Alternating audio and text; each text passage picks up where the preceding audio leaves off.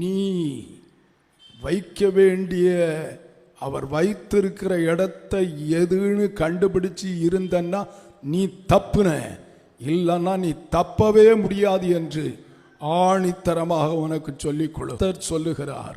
உன்னை எங்க வைக்க விரும்புகிறாரோ அங்கே நடத்துகிற மேய்ப்பன்கிட்ட கேட்டு நீ இருந்து ஆசீர்வதிக்கப்படு.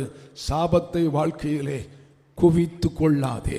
இப்பொழுது நான் உங்களுக்கு சொல்லப்போ ஒரே ஒன்று வேணும். குடம் நிறைய பாலை வச்சுவிட்டு ஒரு துளி விஷத்தை விட்டுட்டா போதும். அதுபோல் நாள் முழுதும் இங்கே அன்பாக இருந்து விட்டு திடீர்னு பகை என்ற விஷத்தை சிலர் பகை என்ற விஷம் அருமையானவர்களே, பகையை அவர் சிலுவையில் கொன்று விட்டார். யாரையும் பகைக்காதீர்கள். சத்துருக்களை இந்த அலைஞ்சு திரிகிறான் பாரு, அந்த பயல்களை நம்பாதுங்க. நிச்சயம் அவன் கேடு கட்ட பயலாம். ஒரு இடத்துல நிற்க மாட்டான். இங்கே நமக்கு என்ன படிக்கிறோம்? ஒரு எஸ்டாப்ளிஷ்மெண்ட் நமக்கு வேணும், ஸ்திரப்படுத்தப்பட்ட ஒரு நிலை வேணும். இந்த நேரத்தில் இங்கே தான் இவர் இருப்பார்.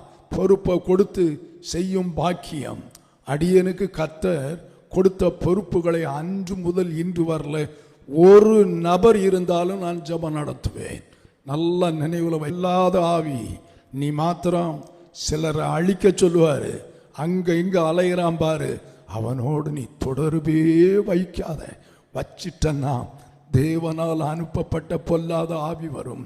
ஐக்கியத்துக்கு வராத சில வீடுகளுக்கு போகும்போது அவங்க வீட்டு முன்ன காடி ஆவி நின்றுட்டு இருக்குது. ஓட்டமா ஓடி நம்ம ஆட்கள்கிட்ட சில பொறுப்பு கொடுத்தா இடையில என்னெல்லாமோ செய்துவிட்டு தக்க நேரத்தில் அதை செய்ய மாட்டானுங்க. அதனுடைய விளைவு நஷ்டம். ஒரு பொறுப்பு கொடுத்தா அந்த பொறுப்புக்கு ஓடணும். அருமையானவர்களே, ஓடி போய் நின்ன போது அந்த நாமத்துக்காக வாயா, உனக்காக வாழாத. உனக்காக வாழ்ந்தனா நீ பைத்தியமாகி விடுவ. உனக்காக வாழ்ந்தனா நீ அழிந்து போவ.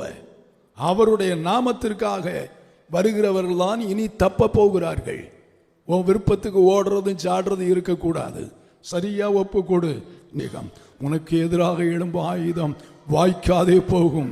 உனக்கு எதிராக கூட்டம் கூடினால் அது என்னாலே கூடுகிற கூட்டம் அல்ல, அவர்கள் உன் பட்சத்தில் வருவார்கள் எழுதி வைத்திருக்கிறார். ஆகவே முழுமையாக ஒப்பு கொடுப்போம். கர்த்தாவே, நீர் என்னோடு எங்களோடு பேசி நீர் எங்கே வைக்கிறீரோ அங்கே 24 மணி நேரமும் நாங்கள் அடங்கி இருந்து ஏற்ற காலத்தில் உயர்த்தப்படும்படி அவருடைய பலத்த கைக்குள் அடங்கி இருந்து ஆசீர்வதிக்கப்பட ஜெபிக்கிறோம்.